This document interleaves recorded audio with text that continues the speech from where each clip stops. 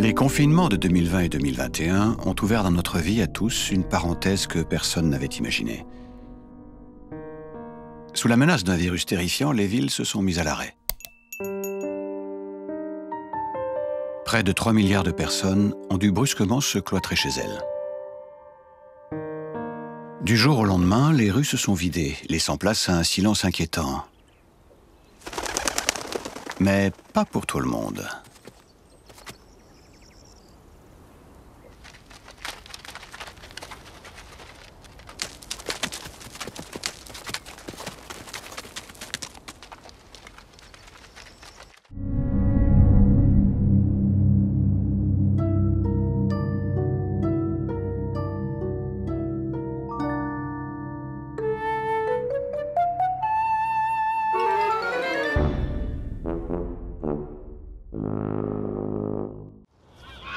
Très souvent, les animaux sauvages, filmés dans des décors urbains, sont accoutumés à l'homme, qui les a nourris et élevés depuis leur naissance, comme l'auraient fait leurs parents naturels. On obtient ainsi de belles images spectaculaires, et pas toujours vraisemblables. Mais en 2020, la réalité allait dépasser la fiction.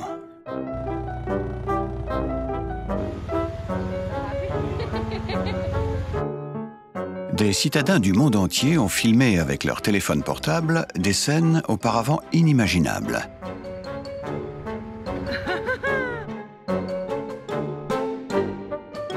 Des paons, des chèvres, des chevreuils, des biches, des sangliers, des renards, des belettes et bien d'autres sauvagines déambulant sur le bitume comme s'ils étaient seuls sur Terre.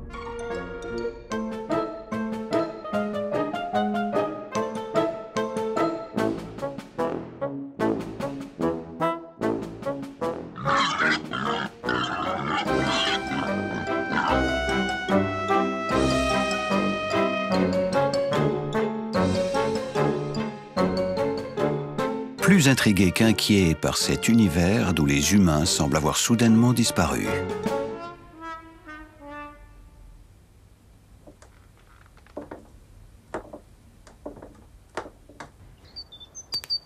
On entend à nouveau les oiseaux chanter en pleine ville. Les confinements et le retour du silence nous ont mis brutalement en face d'une réalité dérangeante. Nous vivons nuit et jour dans un boucan à rendre fou.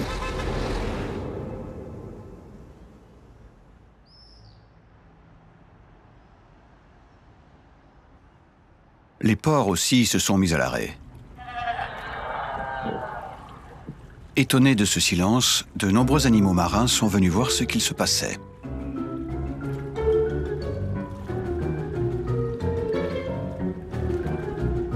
Naturellement curieux et joueurs, les dauphins sont arrivés en éclaireur.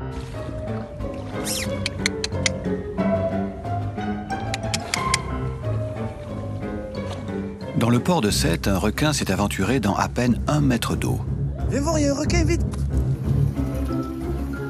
Une famille lamantin à la queue leu-leu a fait le show dans un port de Floride. Yeah, that's a big animal. Oh, wow, 3. That's just a baby. Oh. En Nouvelle-Zélande, une baleine à bosse a inspecté les quais du port de Wellington. Mais qu'en est-il en haute mer? La Méditerranée est l'une des mers les plus fréquentées de la planète. La pollution sonore y est à son comble. Le confinement a imposé un silence inédit depuis fort longtemps. Des chercheurs de l'université de Toulon ont saisi cette occasion historique pour lancer une mission d'étude baptisée Quiet Sea, mer calme.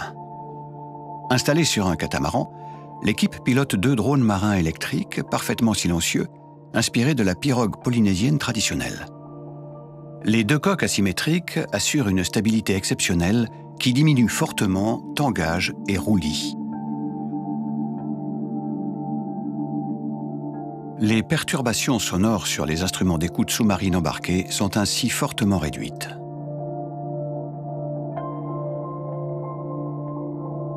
Les 2 drones peuvent quadriller une zone pendant des heures sans aucune intervention humaine.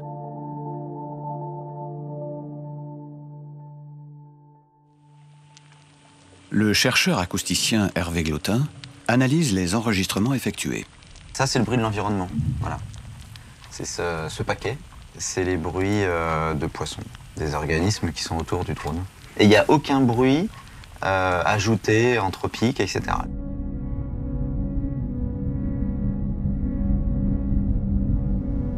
Parmi les animaux qui peuplent la Méditerranée, le grand cachalot fait figure de géant, avec ses 18 mètres de long. C'est aussi le seul cétacé dont la mâchoire est dentée. Il passe une part importante de sa vie sous l'eau et remonte périodiquement à la surface pour faire le plein d'oxygène.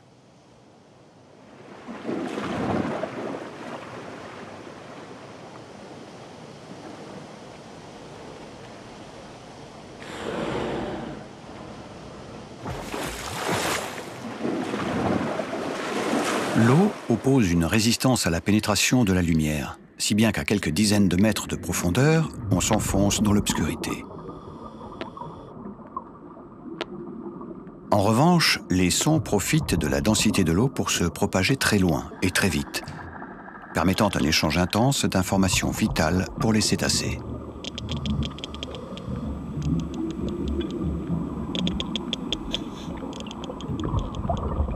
Si on a longtemps cru que les animaux marins étaient silencieux, on sait aujourd'hui qu'ils sont bruyants et d'incorrigibles bavards.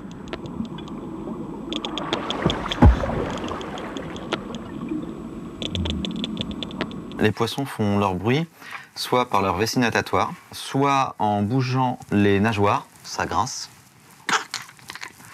soit en pétant.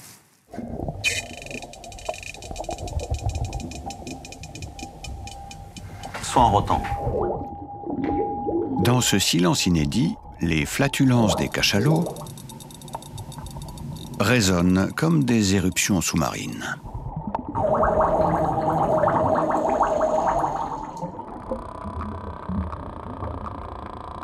Le grand cachalot utilise ses narines pour produire des signaux sonores ressemblant à une suite de clics, dont il guette l'écho que lui renvoie son environnement.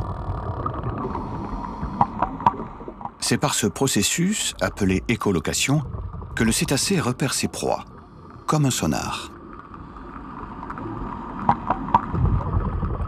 Tout cachalot a sa propre signature acoustique. Dans un groupe, en grande conversation, elle permet d'identifier chaque individu. Pour la première fois au monde, quelques semaines avant l'opération Quiet Sea, les coordonnées acoustiques de plusieurs cachalots chassant en groupe ont été enregistrées dans les grands fonds au large de Monaco.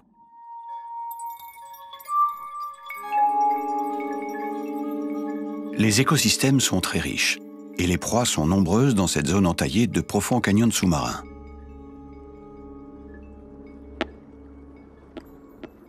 Les enregistrements effectués montrent que même distants de 500 mètres les uns des autres, les actions et déplacements des cachalots étaient concertés et synchrones, ce qui implique qu'ils communiquent entre eux.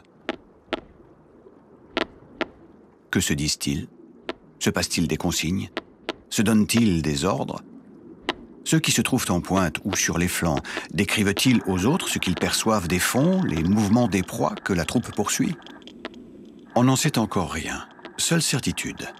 Les écoutes ont confirmé que les cachalots ont une intelligence collaborative fondée sur la communication sonore. Or, en temps ordinaire, on entend ça. Un vacarme dû aux pales, aux moteurs des navires et au sonar. Cette accumulation sonore excède parfois 160 décibels, la limite au-delà de laquelle l'oreille humaine est en danger.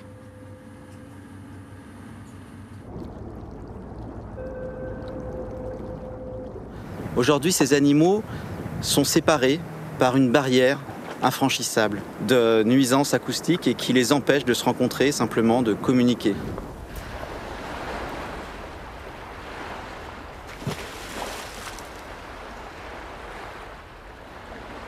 La pollution sonore est aussi la raison pour laquelle de nombreux animaux marins, dont les grands dauphins, s'approchent rarement des côtes. Or, surprise, pendant la parenthèse du confinement, des témoins éberlués ont filmé avec leur téléphone des grands dauphins tout près des côtes, comme ici en Turquie, dans le port du Bosphore.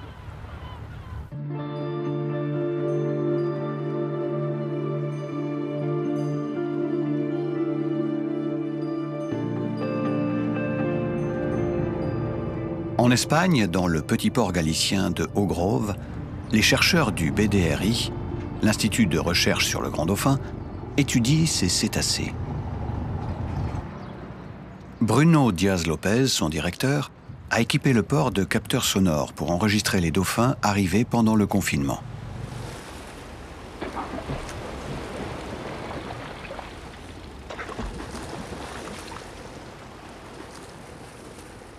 Dorénavant, les dauphins s'aventurent souvent en groupe dans le port.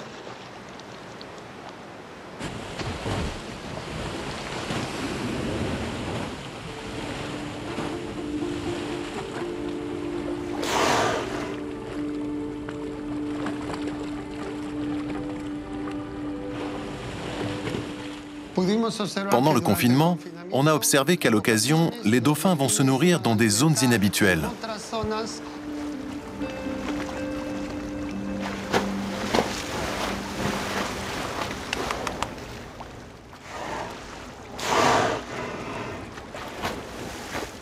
En l'absence des hommes, certains se sont même risqués dans les parcs à mollusques.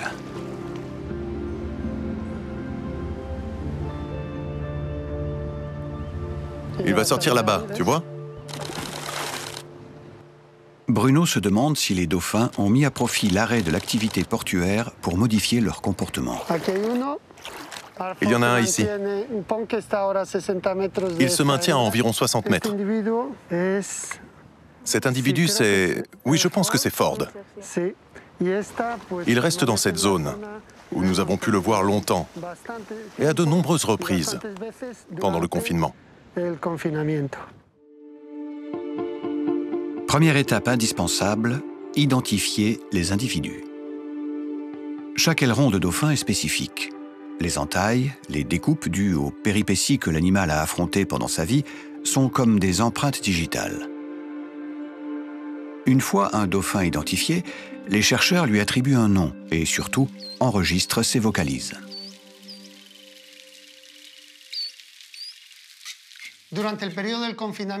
Pendant la période de confinement, comme il y a moins de nuisances sonores, les dauphins communiquent mieux. Ils n'ont pas à augmenter l'amplitude de leurs émissions sonores.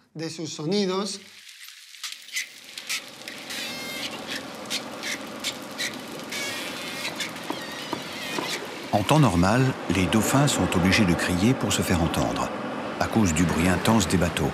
Le port d'Haut-Grove est très actif à toute heure du jour et de la nuit.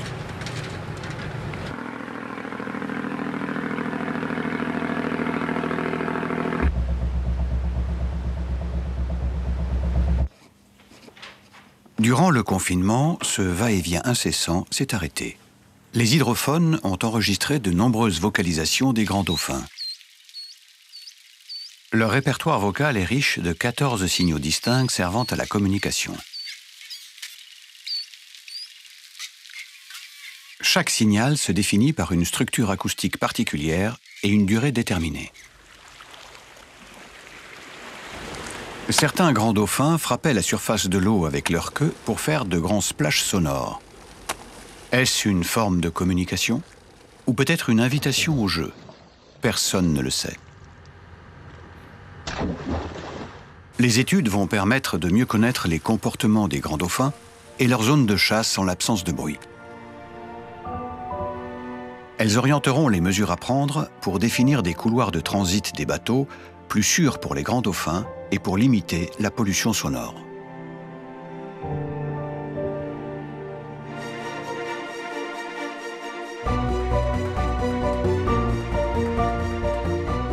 Du fait de l'arrêt de l'activité maritime, le niveau sonore général a baissé de 5 décibels, et même 12 décibels dans certaines zones de la Méditerranée. Dans le même temps, l'eau s'est clarifiée.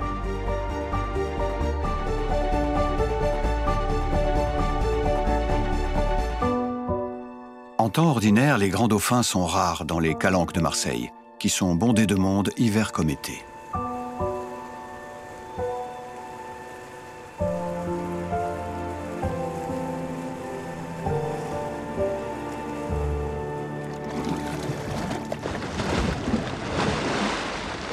Mais avec le confinement, les dauphins sont en nombre et se livrent à une activité rarement observée.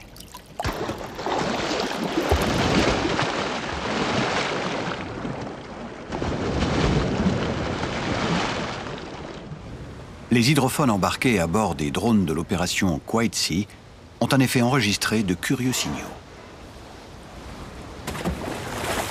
On a, après 2 mois de confinement, des animaux présents dans les calanques qui jouent avec des échos de surface, de fond, de côté.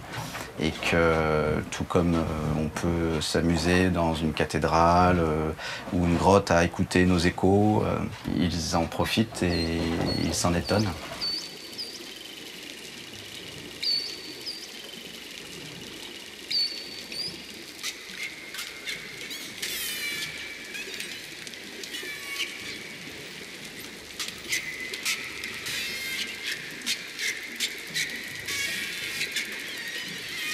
Un signal arrivé à l'antenne en chemin direct. Le direct réfléchit à la surface qui est là, mais le signal qui était parti là, il est aussi allé vers le fond, il a été réfléchi, il est revenu du fond.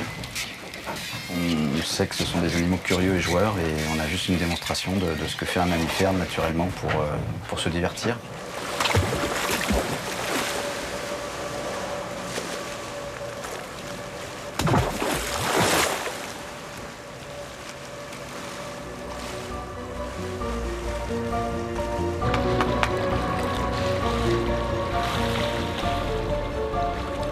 Preuve supplémentaire que le stress ambiant a considérablement diminué pendant le confinement, les scientifiques de Quiet Sea ont eu la surprise de voir des grands dauphins, accompagnés de juvéniles, rechercher le contact et jouer avec leur bateau.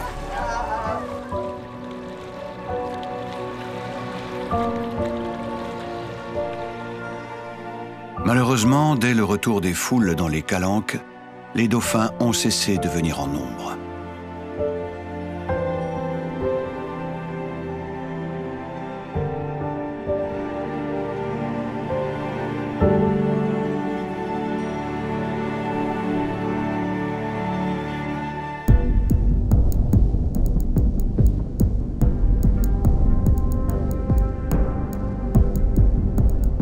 Dans le golfe du Mexique, la pandémie a mis à l'arrêt l'exploitation pétrolière offshore, qui induit des flux continus et importants de méthaniers et pétroliers. En conséquence, la pollution de l'eau de mer due aux fuites d'hydrocarbures des navires a baissé de moitié et la pollution sonore a été fortement réduite. Les rorquals communs sont de magnifiques cétacés longs de près de 20 mètres et pesant de 40 à 50 tonnes. Ils croisent habituellement au large, mais se sont rapprochés des côtes.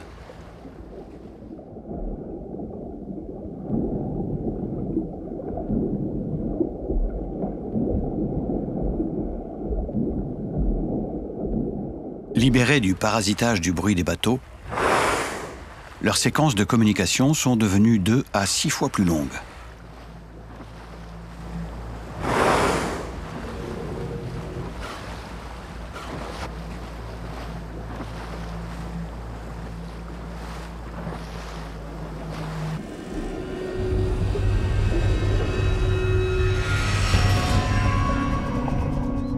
Plus au nord, l'immense golfe canadien du Saint-Laurent est le débouché de la région industrielle des Grands Lacs sur l'Atlantique. C'est un axe de circulation intense où se croisent des navires de commerce chargés de marchandises du monde entier.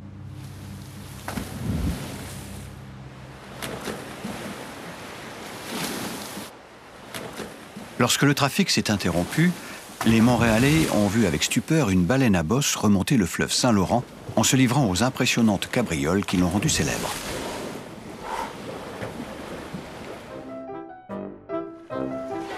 Les réseaux sociaux ont relayé des millions de fois ces images.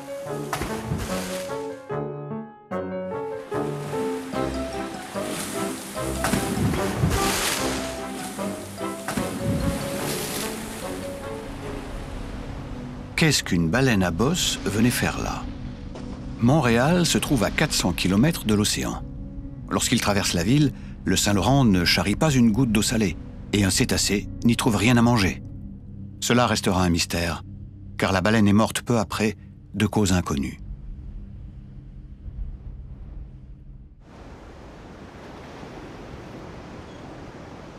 Plus en aval dans l'estuaire du Saint-Laurent, où se mêlent eau douce et eau salée, une population de quelques centaines de belugas s'est installée depuis longtemps.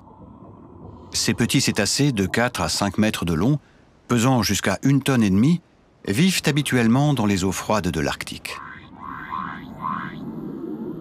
Surnommés les canaris de la mer, les belugas sont parmi les mammifères les plus bruyants de la planète.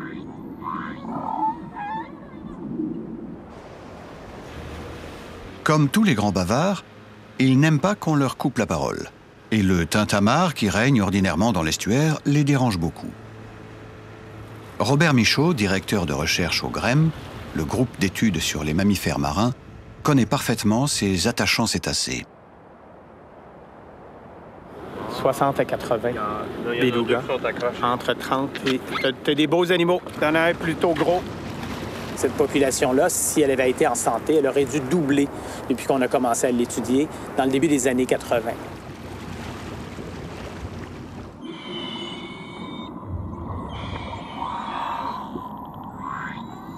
Depuis quelques années, la communauté scientifique s'inquiète du déclin rapide des populations de belugas du Saint-Laurent. La mortalité des femelles et des juvéniles est en hausse, alors que les populations de l'Arctique sont épargnées.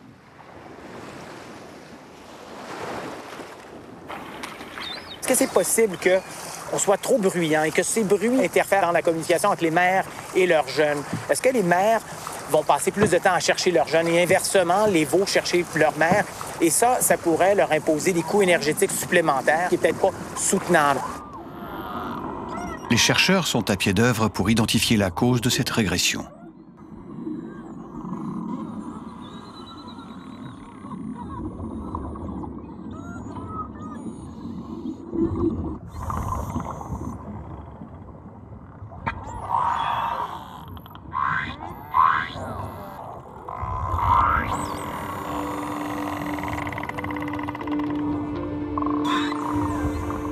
La chercheuse Valeria Vergara s'est notamment intéressée à la communication entre la mère et son unique petit. Elle a identifié un élément clé. C'est un cri de contact. Un autre cri de contact. Une réponse. En voilà un autre.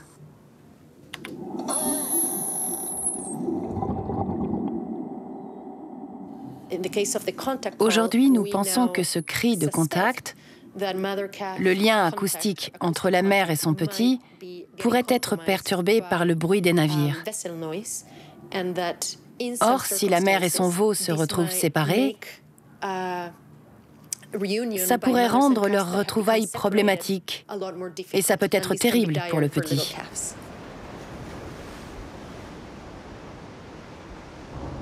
Les grands navires de commerce qui empruntent le Saint-Laurent produisent des bruits pouvant atteindre 180 décibels.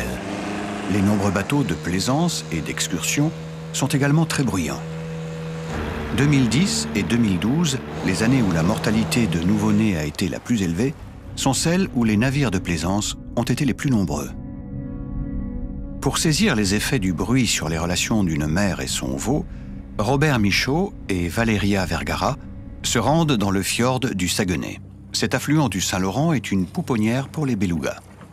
Valeria plonge un hydrophone dans l'eau du fjord, tandis que Robert le survole avec un drone. Les deux chercheurs veulent évaluer l'impact du bruit des bateaux sur le contact call, le cri d'appel qui entretient la relation entre une mère et son jeune veau.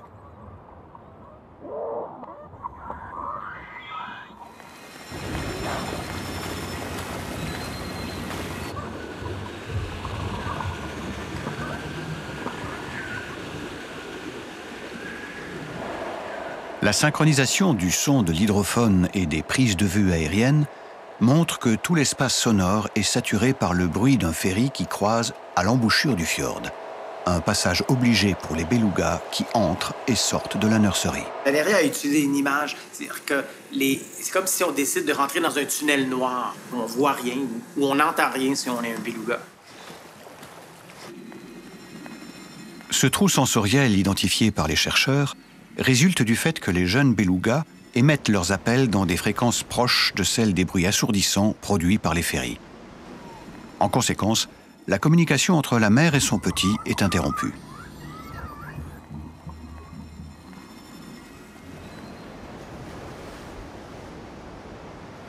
Lorsqu'il a perdu le contact avec sa mère, le jeune beluga, isolé, stressé, est en grand danger.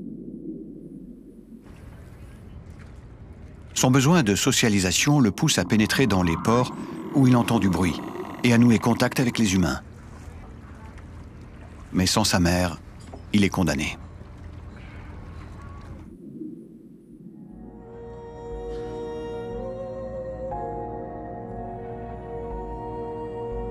En 2020 et 2021, pendant la pandémie, les bateaux d'excursion sont restés à quai. Ces années ont été exceptionnellement sereines pour les belugas du Saint-Laurent.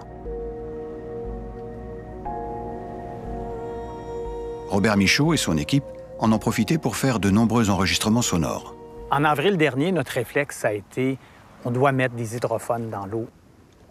Le suivi post-pandémique va être intriguant et intéressant pour nous tous. On a tous des intuitions, on a tous, j'imagine, presque des souhaits qu'un été paisible pourrait avoir amélioré la communication entre les mères et leurs jeunes. On vient de déposer une publication qui démontre que lors du passage d'un bateau, les contact calls, la distance est réduite de 50 %.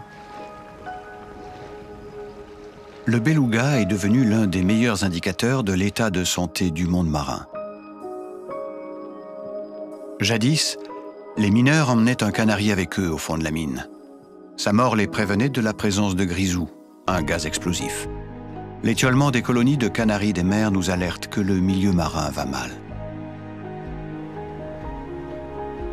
Dès la fin du confinement, les signalements d'échouage qui arrivent au réseau québécois d'urgence pour les mammifères marins ont repris.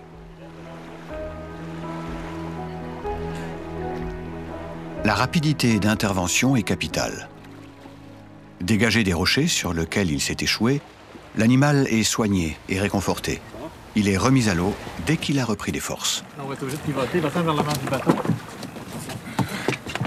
Puis là, il va falloir y aller 1, 2, 3, on la pire dans l'eau. Ah oui, c'est capable d'aller.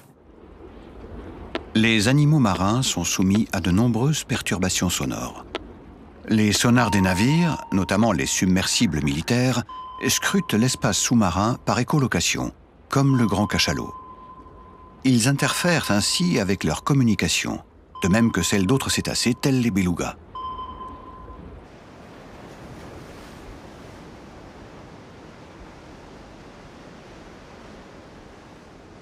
Les forages sous-marins, les campagnes sismiques sur le plancher océanique pour la recherche d'hydrocarbures, mais aussi les champs d'éoliennes en mer troublent la vie de la faune marine. Dans l'eau, le son se propage plus loin et 4 fois plus vite que dans l'air. La faune est donc particulièrement touchée par le tintamarre des activités humaines sous-marines. Ils brouillent leurs repères et provoquent un stress qui met de nombreuses espèces sous pression. Des bruits particulièrement violents peuvent affecter gravement l'audition des cétacés, les poussant à remonter à la surface sans aucun palier de décompression, ce qui peut provoquer une embolie et parfois leur échouage.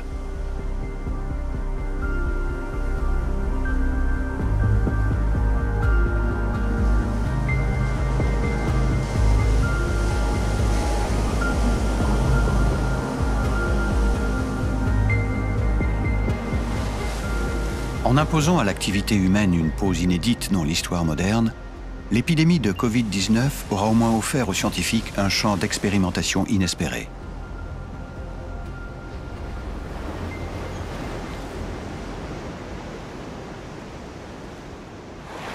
Si la pollution sonore des milieux marins est connue et observée de longue date, on était loin d'en avoir pris toute la mesure. À terre, le silence qui s'est soudainement abattu sur les zones urbaines et les grands axes de circulation a mis en relief le vacarme incessant que nous subissons. Avec les confinements, les villes ont pris une allure apocalyptique. Mais pas pour tout le monde.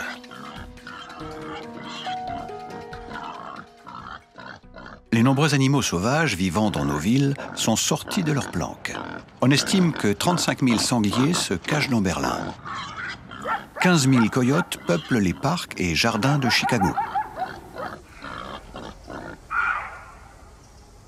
Dans toutes les grandes villes se dissimulent des chevreuils, des écureuils, des oies, des rapaces et autres animaux sauvages. Ils ont si bien appris à ruser avec l'homme que les citadins ne se doutent pas de leur présence. Les villes se sont bâties sur leur territoire.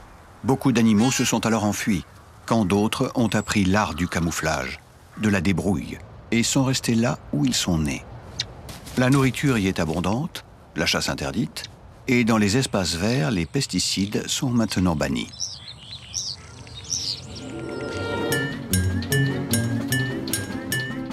Ces clandestins à poils et à plumes ont profité des rues vides, des places désertées pour partir en goguette, museau ou bec au vent.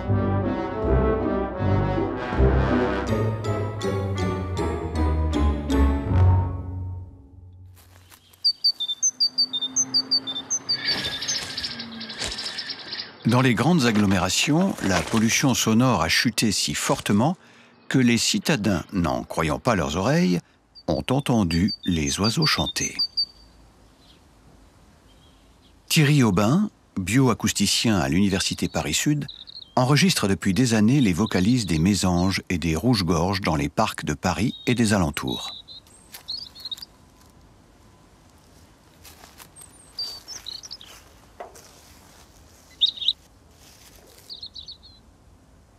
Alors là, on diffuse le chant d'un rouge-gorge étranger sur le territoire d'un autre rouge-gorge. Il ne répond pas content du tout parce que c'est un intrus qui vient sur son territoire.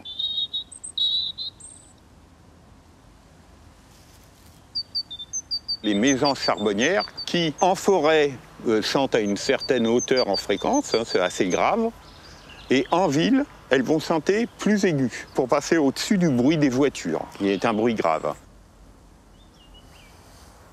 Ces efforts seraient sans conséquence si les femelles ne préféraient pas s'accoupler avec les mâles dont le chant est le plus grave, ce qui caractérise les meilleurs reproducteurs. Ainsi, la pollution sonore va donc à l'encontre de la sélection naturelle.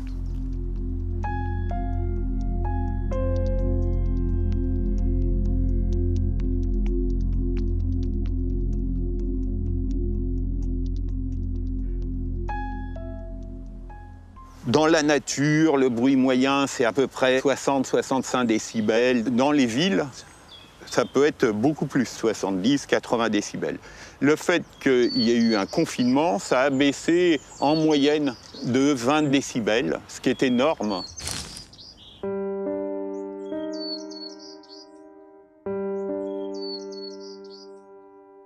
Comme le rouge-gorge, le bruant à couronne blanche mâle chante pour délimiter son territoire. Pour chanter, il se perche à un endroit bien exposé, comme à proximité du Golden Gate Bridge à San Francisco. Le trafic sur le pont a été réduit à néant pendant les confinements.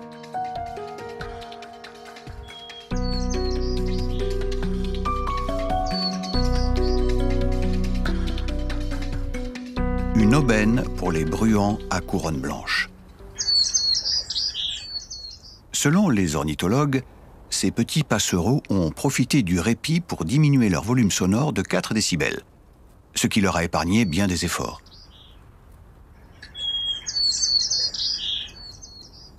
Ils ont réutilisé les tonalités graves qui plaisent tant aux femelles.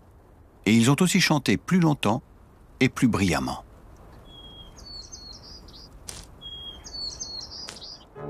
Durant les confinements hivernaux, les hommes sont restés davantage chez eux. La faune a repris de la vigueur dans les forêts et n'a pas hésité à danser du sabot dans de nombreux villages, offrant parfois des spectacles épiques.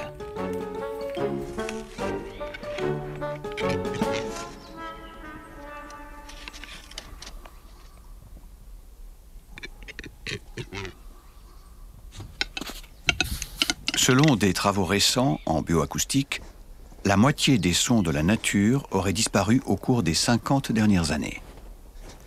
Sensible à la valeur des paysages sonores, le Parc naturel régional du Haut-Jura a lancé un programme d'écoute de la biodiversité dans la forêt du Rizou.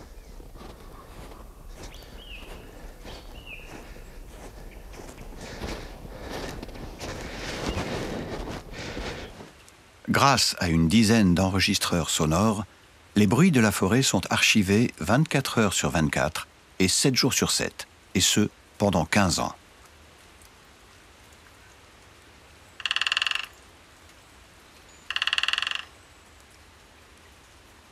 Le grand tétras, les becs croisés des sapins, les piques-et-pêches, les chevêchettes d'Europe, les mésanges huppés, les bécasses des bois, les geais des chênes, les pigeons ramiers, les grands corbeaux, bref, toute la faune à plumes et à poils mène sa vie hivernale sans se douter que la forêt est un studio d'enregistrement.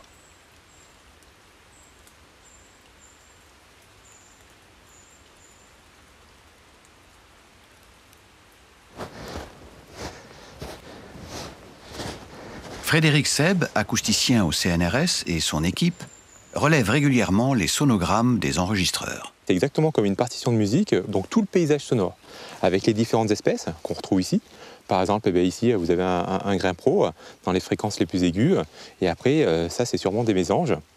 Et par contre, ce qui est impressionnant ici, c'est que vous avez toute cette petite barre ici noire. En fait, c'est tout le bruit des avions.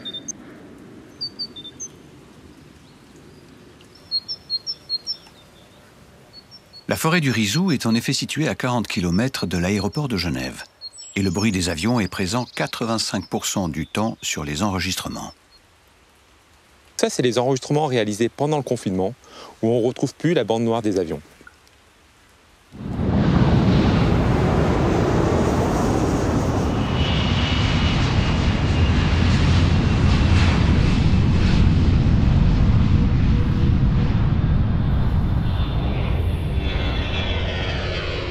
En Espagne, des recherches sont menées sur les perturbations engendrées par le va-et-vient bruyant des avions à proximité de l'aéroport de Madrid.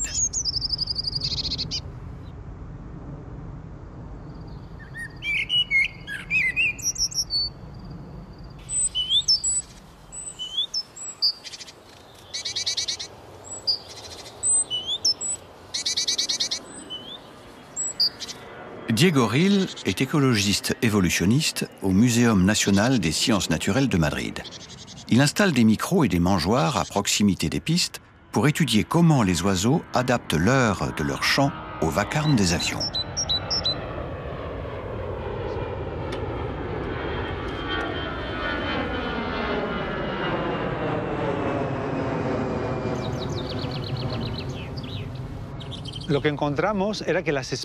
Les espèces qui chantent plus tard dans la journée, comme les pinsons, subissent un fort chevauchement avec le bruit des avions.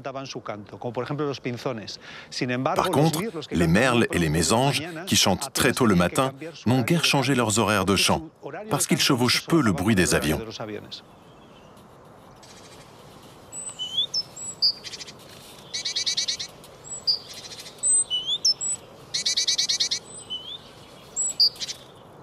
Des caméras installées près des mangeoires filment le comportement des oiseaux.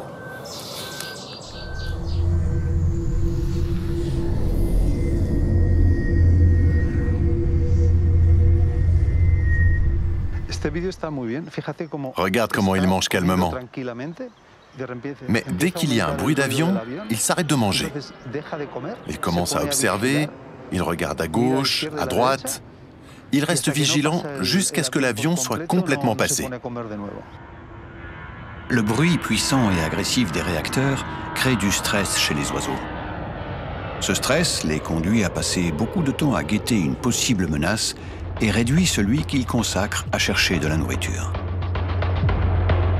Leur attention détournée par les avions les empêche de détecter la présence de prédateurs ailés, comme l'épervier ou le faucon cresserelle. Le trafic aérien, habituellement assourdissant et incessant, a brusquement stoppé pendant les confinements. Avec l'aéroport de Madrid en Berne, les oiseaux ont rapidement repris leur comportement naturel. Le même phénomène a été constaté en ville.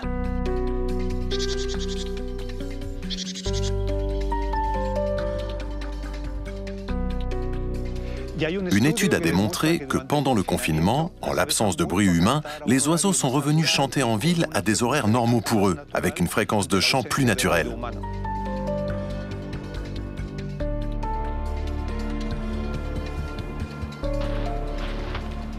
Faute de pouvoir modifier les basses fréquences de leur vocalise, les tourterelles désertent habituellement les lieux bruyants comme les autoroutes et les aéroports. Mais durant la courte accalmie du confinement, elles sont très vite revenues près des pistes.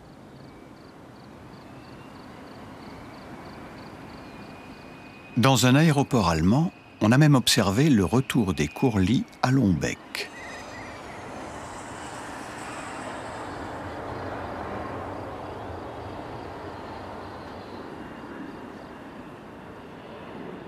Ce sont des oiseaux migrateurs menacés qui ont profité de l'arrêt presque complet du trafic aérien pour explorer les tapis d'herbe haute laissés en friche et qui abritent une faune riche et variée.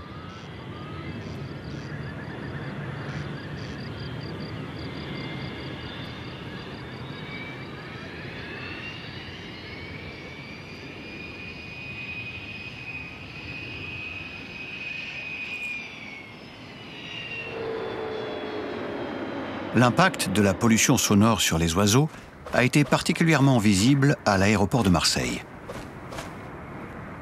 Pendant le confinement, des flamants roses se sont rués sur les salins qui bordent ces pistes. Ils étaient 40 000 à patauger dans l'eau saumâtre, alors qu'on en dénombre seulement 15 000 en temps ordinaire.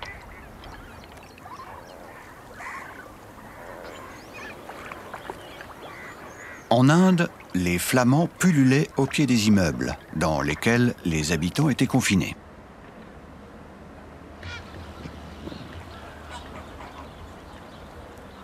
Aux États-Unis, ils envahissaient les zones industrielles figées dans un silence lugubre.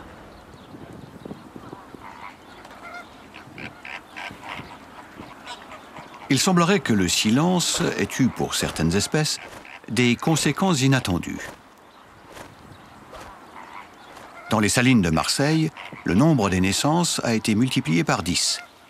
On a dénombré 16 000 poussins, un chiffre qui n'a été atteint que 3 fois en 30 ans. Mais pourquoi tant de bébés?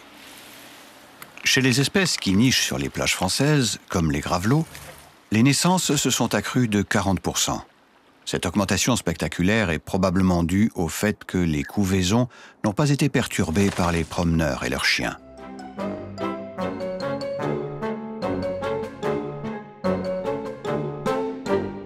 Un peu partout sur la planète, une fièvre copulatrice s'est emparée des animaux sauvages beaucoup moins stressés.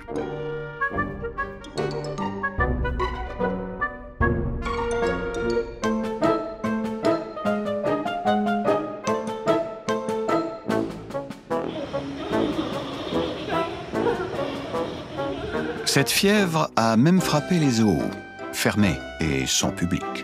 Ainsi, au jardin zoologique de Hong Kong, un couple de pandas qui ne s'était jamais témoigné la moindre tendresse depuis 10 ans s'est accouplé pour la première fois.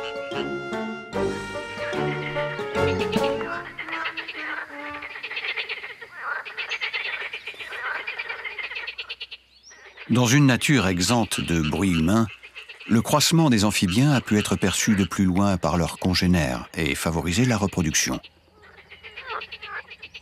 Les mâles, grenouilles vertes et rainettes, ont un chant particulièrement puissant. Au moment de la reproduction, ils s'égosillent de toute leur force pour attirer les femelles en gonflant leurs sacs vocaux qui amplifient leur chant.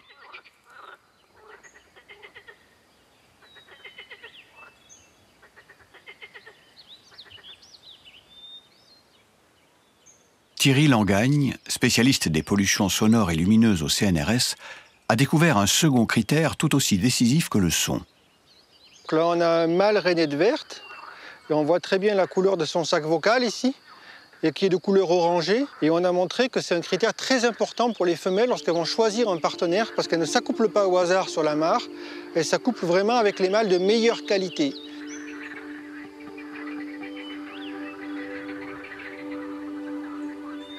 Les rainettes vivent habituellement dans les arbres où elles chassent les insectes. elles ne rejoignent les mares qu'en période de reproduction.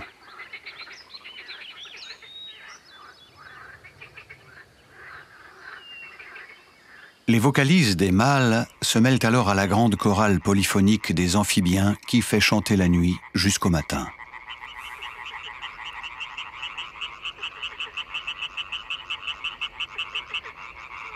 Les mâles appellent sans répit.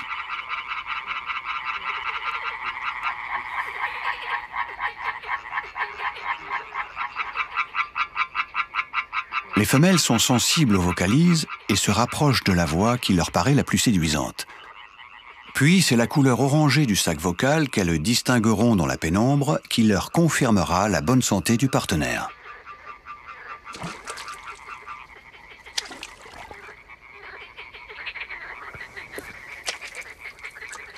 Thierry capture des rainettes vivant dans des endroits isolés et exempts de toute pollution sonore.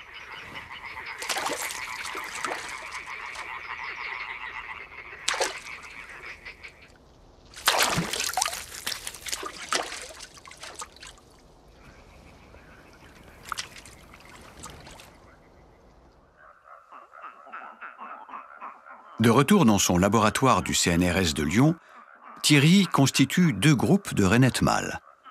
Le premier est soumis à la rumeur habituelle d'une mare en pleine nature. Le second groupe est exposé à la même rumeur, à laquelle Thierry ajoute un bruit de trafic routier calibré à 75 décibels, comme si la mare se trouvait près d'une route nationale assez fréquentée.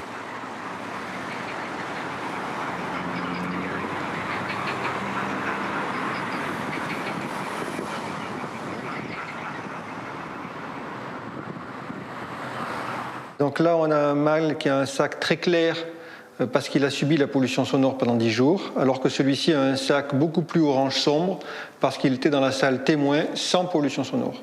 Ce qui veut dire que les femelles, sur la base de la couleur du sac vocal, ne seront plus à même de détecter où sont les supermâles pour s'accoupler. Et donc on s'attend assez vite à une détérioration de la qualité génétique de la population, ce qui peut conduire à un effondrement des populations à terme. Le groupe qui a subi la pollution sonore montre un stress plus élevé de 57% que celui du groupe témoin. Thierry est convaincu que l'impact néfaste du bruit ne concerne pas que les batraciens, les cachalots ou les oiseaux. Et donc chez l'homme, comme pour la rainette, une exposition à un niveau de pollution sonore important se traduit par une forte augmentation du stress qui va avoir des conséquences sur les maladies cardiovasculaires, sur la qualité du sommeil, sur les capacités cognitives. Et donc ces conséquences sur l'homme peuvent être très préoccupantes dans un moment où le monde devient de plus en plus bruyant. Quand on voit les effets nocifs du vacarme chez les animaux, il semble urgent de s'inquiéter de son impact sur les hommes. La lutte contre la pollution sonore commence à peine à se mettre en place. On diminue le bruit de roulement des véhicules grâce à de nouveaux enrobés pour les routes. On installe davantage de murs anti-bruit qui réduisent le volume sonore du trafic de moitié. Conçus pour nous, les animaux en tirent aussi parti. On a développé un système de rideaux de bulles qui limite la propagation des ondes sonores dans l'eau. En Bretagne, ces rideaux de bulles ont été déployés pour protéger les gîtes des coquilles Saint-Jacques, exposées au bruit de travaux sous-marins. Ce même dispositif a été mis en œuvre à La Réunion, lors des travaux de construction de la route du littoral. Ces rideaux de bulles diminuent la pollution sonore de 25 décibels. On réduit les vibrations des hélices des navires. On s'efforce de concevoir des coques plus aérodynamiques dont le sillage est moindre. Enfin, le déclin des moteurs à explosion est bien engagé.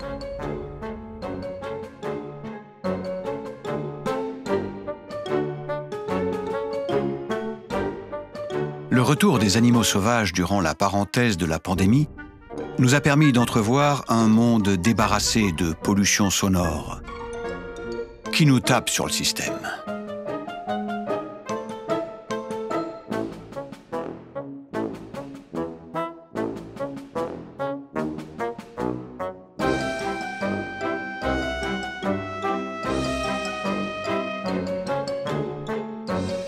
La circulation inouïe de ces vidéos sur les réseaux sociaux traduit une fascination pour le sauvage, et notre besoin vital de renouer avec la nature et le silence.